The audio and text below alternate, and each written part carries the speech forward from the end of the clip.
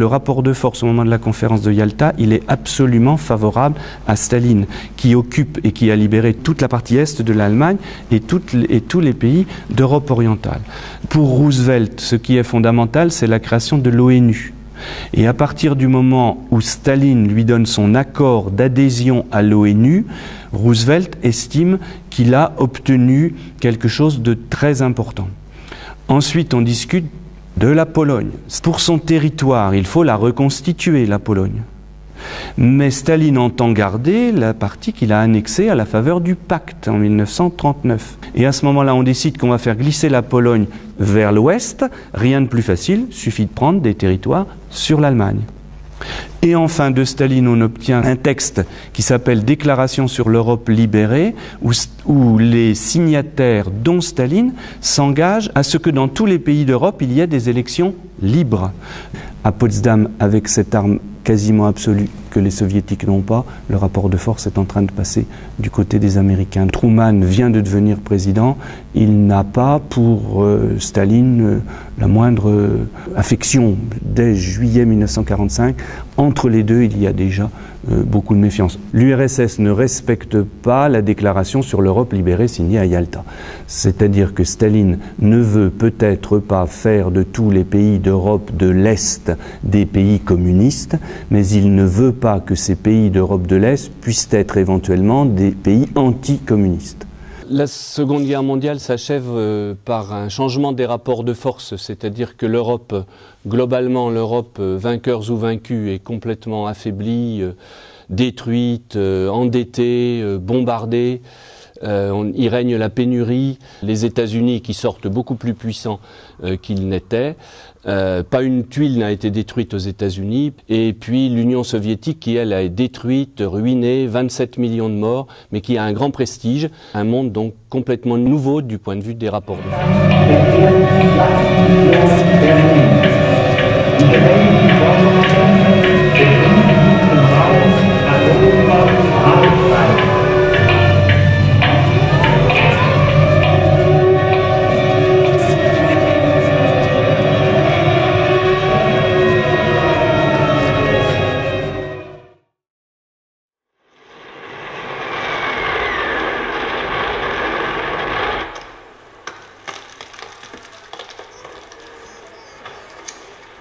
La guerre froide, chronologiquement, elle naît au lendemain de la Seconde Guerre mondiale, à partir du moment où il y a une rupture dans une grande alliance qui avait été réalisée, créée durant la Seconde Guerre mondiale entre l'Union soviétique et les États-Unis.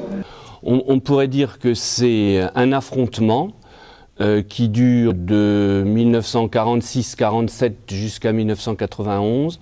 C'est un affrontement de deux superpuissances qui ont organisé chacune un bloc autour d'elle-même, et c'est un affrontement qui a une dimension idéologique, militaire, qui a une dimension politique et qui a une dimension d'organisation globale. En mars 1947, Winston Churchill, prononçant un discours à Fulton, Université de Missouri, dans lequel il dit de Stettin dans la Baltique à Trieste en Adriatique, un rideau de fer à couper l'Europe en deux.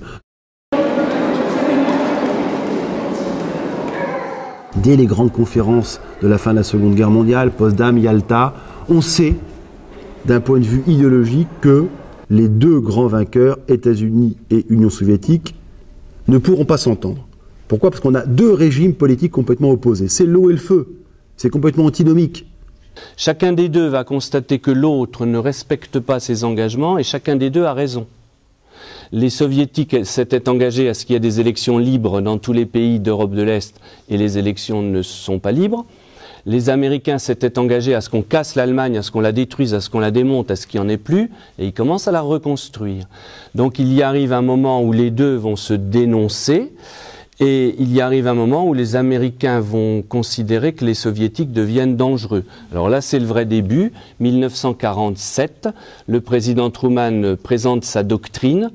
Et l'idée de Truman, c'est que plus un pays est pauvre, plus il risque de devenir communiste. Donc Truman va proposer aux pays d'Europe de les aider financièrement. Et ça s'appelle le plan Marshall. Ceux qui vont accepter vont devenir les alliés des États-Unis.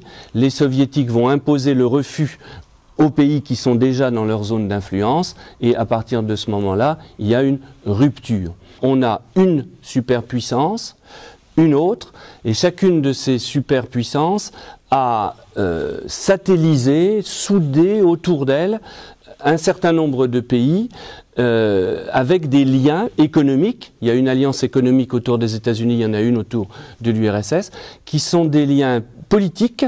Il y a un mode d'organisation politique, c'est en gros la démocratie libérale autour des États-Unis, même s'il y a des dictatures dans le bloc, et c'est en gros la dictature des partis communistes. Il y a une dimension idéologique fondamentale, le marxisme-léninisme dans un cas, l'anticommunisme dans un autre.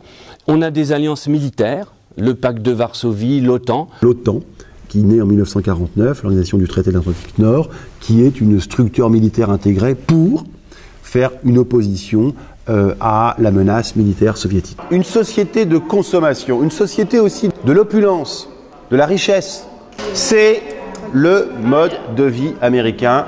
L'Amérique est vraiment la première puissance économique et en réalité, ce qui vous paraît aujourd'hui faisant partie, du quotidien étant complètement naturel. Ça vous paraît naturel d'avoir une télé, d'avoir un réfrigérateur, d'avoir une voiture. Vous voyez cette grosse voiture américaine là, une Lincoln. Eh bien, il faut se rendre compte que il y a 50 ans, dans la France de l'après-guerre et dans la plupart des pays qui se relevaient du second conflit mondial, avoir une voiture, avoir un réfrigérateur, mais c'était un objet de luxe. On est dans une économie libérale, liberté de créer son entreprise. Dans les pays du bloc de l'Est, c'est l'idéologie politique qui compte. Et on met en avant, voyez-vous, pour inculquer un certain nombre de valeurs ou de théories politiques, des personnages comme Lénine.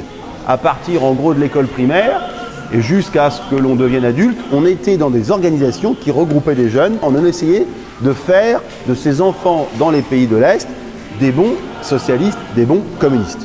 On est dans une économie dirigée, contrôlée. Et c'est l'État qui est propriétaire des biens, propriétaire des sociétés. L'État contrôle, surveille et donne les messages officiels.